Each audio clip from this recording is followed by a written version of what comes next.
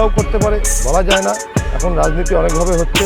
ওরা তো সবসময় এই ভূত দেখে আমাদের, জানি না, ওরা তো এক দিনে রাম রাতে বাম থাকে, ওরা অনেক কিছুই বলতে পারে।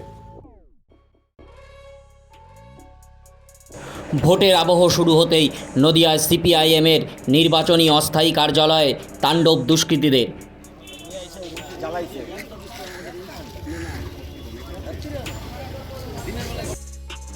নদিয়ায় সিপিআইএমের নির্বাচনী অস্থায়ী কার্যালয়ে দুষ্কৃতী তাণ্ডবের অভিযোগ বিরোধীদের দিকে।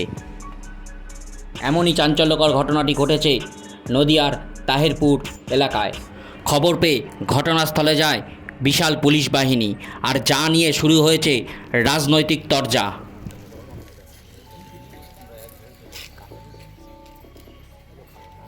সিপিআইএমের অভিযোগ, তাহিরপুর পুরসভার 10 নম্বর ওয়ার্ডে স্থানীয় এক নেতৃত্বের বাড়িতে একটি নির্বাচনী অস্থায়ী কার্যালয় করা হয়েছিল।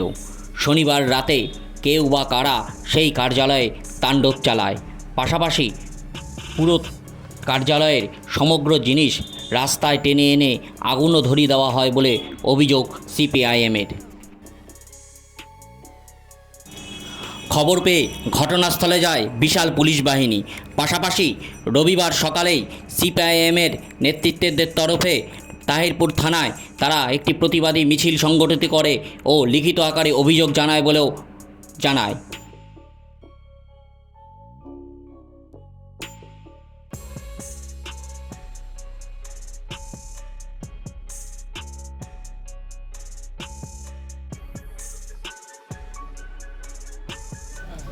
চৌকি ছিল, বাঘ পেস্টেল ছিল, হোটেল লিস্ট ছিল।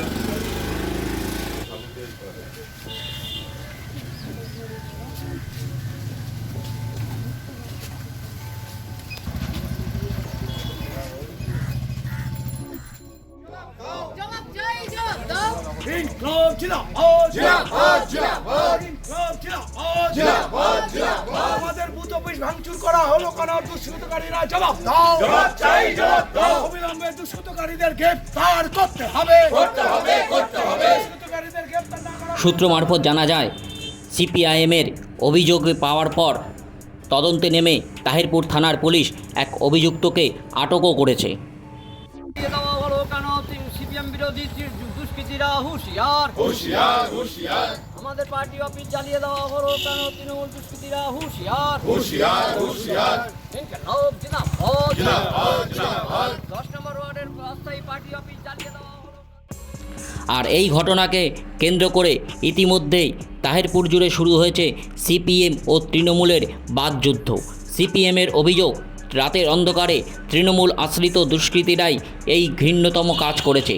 যদিও সিপিএমের তোলা সব অভিযোগ নস্যাৎ করে তৃণমূলের দাবি, শনিবার সিপিএমেরও একটি র্যালি বেরোয়, তৃণমূলেরও একটি র্যালি বেরোয়। হয়তো তৃণমূলের র্যালি দেখে তারা ভয় পেয়ে এই কাজ নিজেরাই করেছে। পাশাপাশি তারা এও দাবি করে তৃণমূল এই ধরনের রাজনীতিতে বিশ্বাস করে না। সব মিলিয়ে সিপিআইএমের দলীয় কার্যালয়ে ভাঙচুর ও অগ্নিসংযোগকে কেন্দ্র করে শুরু হয়েছে রাজনৈতিক তরজা। সেই অফিস ভেঙে তছনছ করা হয়েছে, অগ্নিসংযোগ করা হয়েছে। আমাদের প্রচুর আসবাবপত্র, তার ক্ষয়ক্ষতিও প্রচুর পরিমাণে। কি কি ছিল?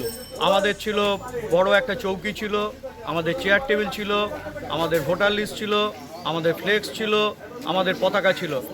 সমস্ত কিছু অফিস থেকে টান মেরে নিয়ে এসে 100 মিটার দূরে আরেকটা মোড়ে হচ্ছে সেটাকে আগুন ধরিয়ে দেওয়া হয়েছে। আমরা তাহিরপুরের শান্তি শৃঙ্খলা সেটা বজায় রাখতে চাই। তাহিরপুর হচ্ছে শান্তি শৃঙ্খলা শহর, কিন্তু একদল দুষ্কৃতী তারা হচ্ছে দাপিয়ে বেড়াচ্ছে, এই সমস্ত পড়ে বেড়াচ্ছে এবং গোটা শহরকে উত্তেজিত করবার চেষ্টা করা হচ্ছে। আমরা গোটা শহরবাসীর কাছে আবেদন জানাচ্ছি আমাদের পার্টির পক্ষ থেকে, যে নির্বাচন আসবে, নির্বাচন যাবে, কিন্তু আমাদের যে পারস্পরিক সদ্ভাব, সেই সদ্ভাব যাতে বজায় থাকে এবং দুষ্কৃতী, ক্রিমিনাল, তাদের বিরুদ্ধে জনগণের ঐক্য আমরা গড়ে তুলবার আহ্বান জানাচ্ছি সবাইকে। সিপিআইএম বিরোধী যারা আছে তারাই হচ্ছে এই কাজ করছে, সিপিআইএম বিরোধী যারা আছে তারা এই কাজ করছে এবং এরা নানা দুষ্কৃতিমূলক কাজের সঙ্গে। এক, তাহিরপুরের শান্তিপূর্ণ নির্বাচন। 2, তাহিরপুরের সমস্ত শুভবুদ্ধি সম্পন্ন মানুষ দলমত নির্বিশেষে এই ঘটনার প্রতিবাদ করুক। কোনো দলমত নয়, তাহিরপুরকে যদি শান্ত রাখতে হয় তাহলে এই ঘটনার প্রতিবাদ সবারই করা দরকার। 3, নির্বাচন কমিশন শান্তিপূর্ণ নির্বাচনের ব্যবস্থা করুক তাহিরপুরের বুকে। কর্মী দীর্ঘদিন ধরে দলটা করছি, তৃণমূল কংগ্রেস করি মমতা ব্যানার্জির আদর্শে। আমরাও শুনতে পেরেছি সকালবেলা ঘুম থেকে উঠে, কিন্তু আমরা এই ঘটনার আমরাও নিন্দা জানাই। যেই করুক এই ঘটনার যেন পুলিশ প্রকৃত তদন্ত করে অপরাধীকে শাস্তি দেয়, আমরাও এটা চাই। আমরা জানি আমাদের তৃণমূল কংগ্রেসের কর্মীরা এই কাজ কোনোদিনও করেনি, আর আমরা এই ধরনের কাজে বিশ্বাসীও না। আমরা চাই যে ঘটনার প্রকৃত তদন্ত, কারণ গতকাল সিপিএমের একটা র্যালি হয়েছে, সেরকম লোক হয়নি, কিন্তু তৃণমূল কংগ্রেসের বিশাল বড় একটা র্যালি হয়েছিল। এতেও হয়তো অনেকে আতঙ্কিত আছে, নিজেরাও করতে পারে, বলা যায় না। এখন রাজনীতি অনেকভাবে হচ্ছে চারিদিকে, তবে তৃণমূল কংগ্রেস এটা তীব্র ধিক্কার জানায়, যেই বা যারা করুক। আমরা এটাতে বিশ্বাসী না। মমতা ব্যানার্জি ওইসব বিশ্বাস করেন না। বলছে তৃণমূল আশ্রিত দুষ্কৃতীরা এই ঘটনা ঘটিয়েছে। ওরা তো সবসময় এই ভূত দেখে আমাদের, জানি না, ওরা তো এক দিনে রাম রাতে বাম থাকে, ওরা অনেক কিছুই বলতে পারে। আপনার নাম?